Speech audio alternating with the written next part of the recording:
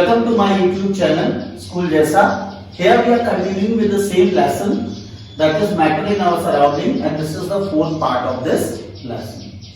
Here in this fourth part we are going to study about the factors on which the rate of evaporation depends. So what are the factors on which the rate of evaporation depends? They are: number 1, temperature; number 2, surface area; number 3, wind speed; and number 4, that is humidity. Now the question is, how are they dependent? How they depend on the rate of evaporation? Will the temperature be higher, then the rate of evaporation would be higher or lower? Will the surface area would be more, then the evaporation would be higher or the lesser? Will the wind speed will be more, then the evaporation would be higher or lesser? And will the humidity would be more, then the evaporation would be higher or lesser? It depends on this conditions. And how? So I will be explaining you with the help of an example. Let us take an example of that we want to dry clothes. Now, when I want to dry the clothes, then suppose that I want to dry the clothes in summer season, and another option is that I want to dry the clothes in winter season. Think about it. In this season, that is either in summer season or in winter season, in this season the clothes will dry up quickly. What I think, according to me, the clothes dry up quickly in summer. Now the question comes, why? The reason is, whenever you are going to spread the clothes in order to dry up, then the temperature of the surrounding in the summer would be more, and due to which the more amount of the water molecules will come out quickly and quickly and quickly from the cloth, and in this way the cloth will dry up quickly. Whereas in the case of the winter, since the temperature of the surrounding is less, then automatically the less heat would be falling on the clothes, so less amount of the water would be coming out from the pores of the cloth, and due to which they will take, I don't say that they will not dry, they will, but they will take more time comparing to that in the summer season of the drying of the clothes. So in this way we can see that when the temperature is going to be high, which is possible in the case when the season is of summer, when there is summer season, then the temperature will be high and more water molecules would be coming out from the water, from the cloth, and due to which evaporation would be higher or more, and due to which clothes will dry up quickly in the summer season comparing to that in the winter season. So this was one factor which explained you how the rate of evaporation depends on temperature. Second comes the surface area. Think about it, that if the cloth has been washed and now I want to dry, then two options are there. If I keep the cloth as it is on a hanger and anything, and the another is that I spread it up. Spread it up means I open the whole cloth and hang it on the string and all that. In those two cases, the case in which when I am going to be spreading the whole cloth, in the spreaded form the whole cloth is, then the surface area would be more. And since surface area would be more, so more water molecules will be coming out with a faster rate from the cloth, and due to which the cloth will dry up quickly. And what it tells, that more will be the surface area, more will be the evaporation. This is the one way to explain about the surface area. Another, you would have seen also this. Suppose that the tea is served to you. Tea is served to you in a cup, and along with the saucer is also there.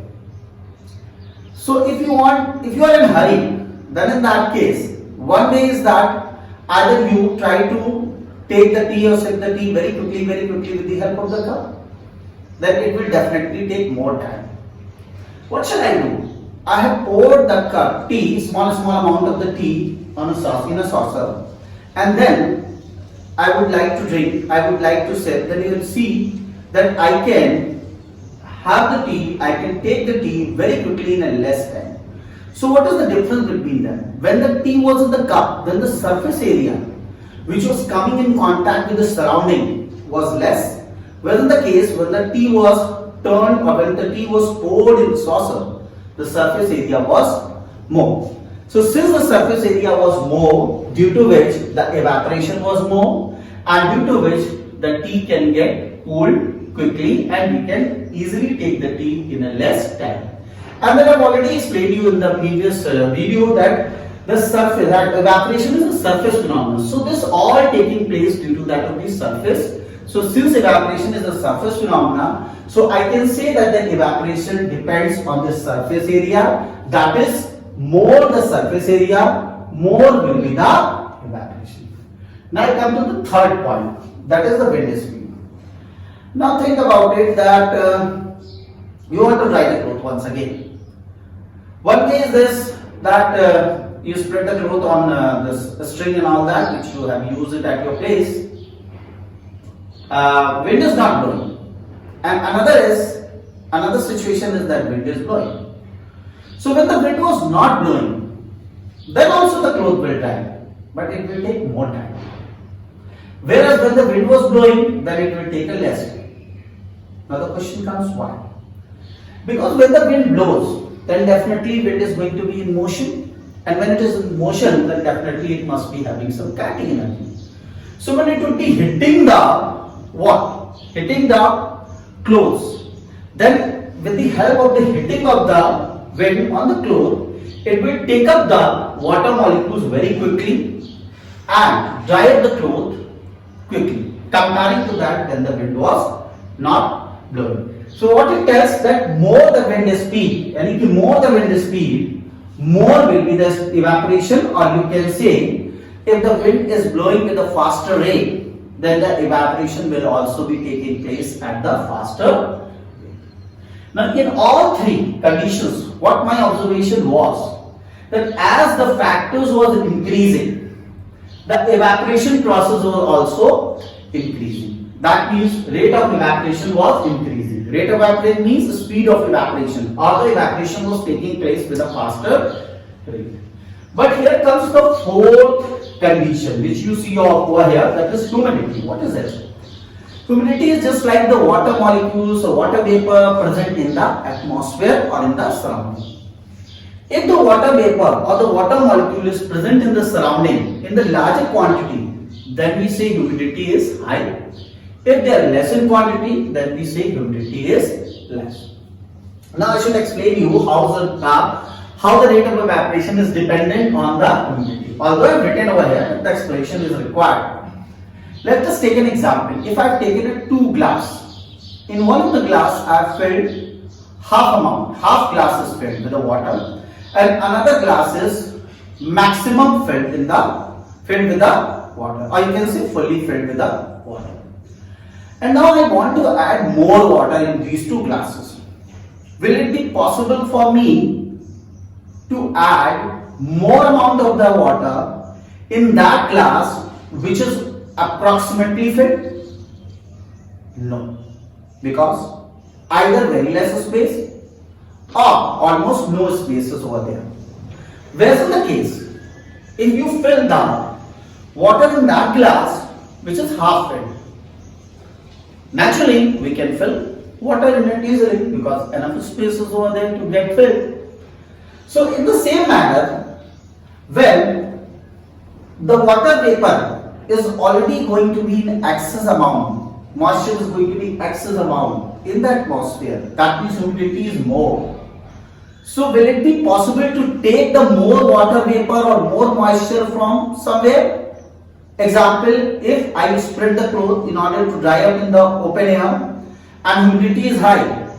So since already the water vapor is enough in a large quantity in the atmosphere, so it will not take the more amount of the water vapor from the cloth. And when it will not take the more amount of the water from the cloth, then definitely the evaporation would not be high, it would be less. What it tells that more the humidity, the lesser will be the evaporation. As the humidity increases, the evaporation decreases. So in all, we have seen that what are the factors on which the rate of evaporation depends. And how it depends? I should recall it. Number one, temperature, that I have already explained. If the temperature is higher, then the evaporation would be more. Number two, surface area. If the surface area is more, the evaporation would be more. Number three, if the wind speed is more, the evaporation would be more. Number four, humidity, that is, if more will be the humidity, less will be the evaporation. So out of these four, three are going to be directly proportional, one is inversely proportional. That is, one increases, another will also increase, but in the case of the four, when one increases, then another decreases.